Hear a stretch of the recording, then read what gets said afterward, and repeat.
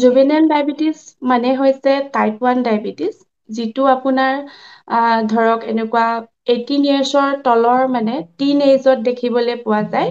Tin এজত দেখিবলৈ পালে আপোনাৰ ধৰক এনেকুৱা আমাৰ চিলড্ৰেনৰ ক্ষেত্ৰত দেখিবলৈ পোৱা যায়, বা আপোনাৰ য়ং এডাল্টৰ ক্ষেত্ৰত দেখিবলৈ পোৱা যায়, টিন এজ এনেকুৱা ক্ষেত্ৰত দেখিবলৈ পোৱা যায়, যিটো ইনচুলিন ডিপেণ্ডেণ্ট ডায়েবেটিছ হয়, যিটো জেনেটিকেলি হ'ব পাৰে বা অট'ইমিউন ডিছঅৰ্ডাৰো হ'ব পাৰে। আৰু তেনেকুৱা টাইপ 1 ডায়েবেটিছৰ ক্ষেত্ৰত দুটা ডায়েট মানে মেইনটেইন কৰিব লাগে, কাৰণ যিহেতু কেতিয়াবা টাইপ 1 ডায়েবেটিছৰ পেচেণ্টবিলাক অভাৰ ৱেইট হ'ব পাৰে বা আণ্ডাৰ ৱেইট হ'ব পাৰে, ৱেইটটো কম হ'ব পাৰে কিছুমানৰ, বা কিছুমানৰ ৱেইটটো বাঢ়ি যাব পাৰে।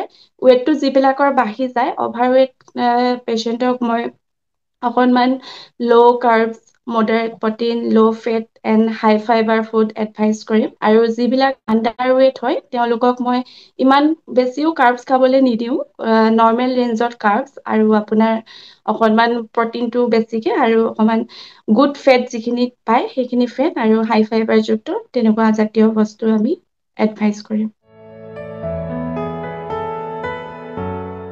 জুবিনেল ডায়েবেটিছৰ কাৰণে ফুডৰ ভিতৰত ক'বলৈ গ'লে ল' কাৰ্বছ, আমি যিখিনি ধৰক কাৰ্বছ জাতীয় বস্তু, ৰাইচত আমি বেছি কাৰ্বহাইড্ৰেট পাওঁ বা ৰুটিটো আমি বেছি কাৰ্বহাইড্ৰেট পাওঁ। আমি তেওঁলোকক ৰাইচ যদি খাই অভাৰ ৱেইটৰ ক্ষেত্ৰত আমি অকণমান পাৰ্বইল ৰাইচ, যিটো আপোনাৰ অসমীয়াত উখোৱা চাউলৰ ভাত বুলি কয়, উখোৱা চাউলৰ ভাতটো খাবলৈ মই এডভাইচ কৰিম। আৰু কম ৰেঞ্জত খাবলৈ, অকণমান কোৱান্টিটিটো কম ৰেঞ্জ কৰিবলৈ, ধৰক আপোনাৰ 30 to 40 গ্ৰামৰ ওপৰত তেনেকৈ কৰিবলৈ এডভাইচ কৰিম। আৰু বাকী ভেজিটেবলছ মই এড কৰিবলৈ এডভাইচ কৰিম, মানে তেওঁলোকে ভেজিটেবলছ খাব পাৰে, কিন্তু বেছি কাৰ্বছ থকা ভেজিটেবলছ মানে খাব নালাগে। আৰু বাকী আপোনাৰ প্ৰটিনৰ ভিতৰত যিবিলাক লোকেলি এভেইলেবল হয়, ধৰক লোকেল মানে কুকুৰা মাংস বা লোকেল মাছ, সৰু মাছ তেনেকুৱাবিলাক, আৰু বাকী আপোনাৰ পনীৰ আৰু যিখিনি বিনছ আছে, পালচেছ আছে, এইখিনি খাব পাৰে তেওঁলোকে। আৰু ফাইবাৰ ভিতৰত ক'বলৈ গ'লে আপোনাৰ ভেজিটেবলছখিনিতে ফাইবাৰ গোটেই পায়ে যাব।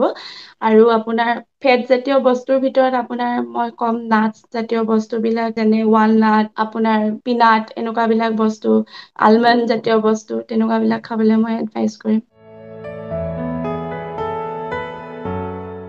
জুবিনেল ডায়েবেটিছত তেনেকুৱাই হয়, মানে হাই কেলৰি যিবিলাক হাই কাৰ্বহাইড্ৰেট ফুড, মানে যিবিলাকৰ ৱেইট বেছি হয় তেওঁলোকে এভইড কৰিব লাগে, বেছিকে এভইড কৰিব লাগে। আৰু কাৰ্বহাইড্ৰেটত গোটেইখিনি মই ক'লোৱে আপোনালোকক। আৰু যিবিলাক আপোনাৰ বাহিৰৰ বস্তু, যেনে ক'ল্ড ড্ৰিংকছ, ফাষ্ট ফুড আৰু ফ্ৰাইড আইটেম, আৰু বাকী আপোনাৰ জাংক ফুডবিলাক আছে, যেনে আৰু ৰিফাইন অইল আৰু পেষ্ট্ৰি, কেকছ, বেকাৰী আইটেম আৰু মিঠা বস্তু, মেইনলি আপোনাৰ নিমখীয়া বস্তু, চল্টি ফুড, এইবিলাক বস্তু বেছিকে খাব নালাগে।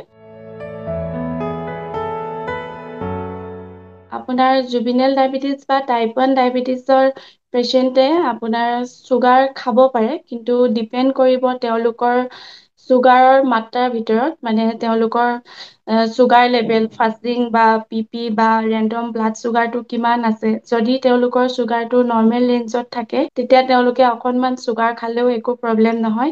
আৰু যদি কেতিয়াবা চুগাৰ ডাউন হৈ যায়, কমি যায়, তেতিয়াতো চুগাৰ তেওঁলোকে খাবই লাগিব। কিন্তু মই বাহিৰৰ যিবিলাক ৰিফাইন অইলৰ দ্বাৰা বা বেছি মানে ফেট জাতীয় বস্তুৰ দ্বাৰা যিবিলাক চুগাৰ বনায়, মিঠাইবিলাকৰ কথা কৈছোঁ, সেইখিনি মই বেছিকে খাবলৈ এডভাইচ নকৰিম, কাৰণ সেইখিনি মানে অলপ প্ৰব্লেম কৰিব, কাৰণ চুগাৰত বেছি হাই কেলৰি থাকে, সেইটো কাৰণে।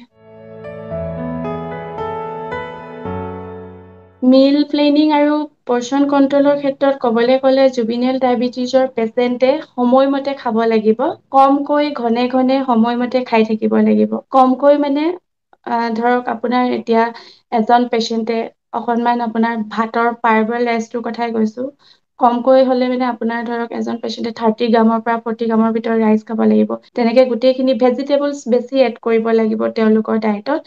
আৰু তেওঁলোকৰ পৰ্চনখিনিও তেনেকে কমাই কমাই ল'ব লাগিব আৰু টাইমলি খাব লাগিব। ৰাতিপুৱা যদি 6টা বজাত মানুহজন উঠিছে, তেতিয়া তেওঁলোকে 6টা বজাত এগিলাচ পানী খাই তেওঁলোকক মই এক্সাৰচাইজ বা ৱাক বা অকনমান চাইক্লিং যিকোনো ধৰণৰ মানে কৰিবলৈ এডভাইচ কৰিম। যিহেতু আমাৰ হৰমন ইমবেলেঞ্চ হৈ থাকে, সেইবিলাক মানে বেলেঞ্চ হোৱাত সহায় কৰিব আৰু এক্সাৰচাইজ, য়োগা এনেকুৱা বিলাক বস্তুৱে। আৰু তাৰপিছত তেওঁলোকক মই ব্ৰেকফাষ্টটো ধৰক 8টাৰ পৰা 9টাৰ ভিতৰত খাবলৈ মই এডভাইচ কৰিম।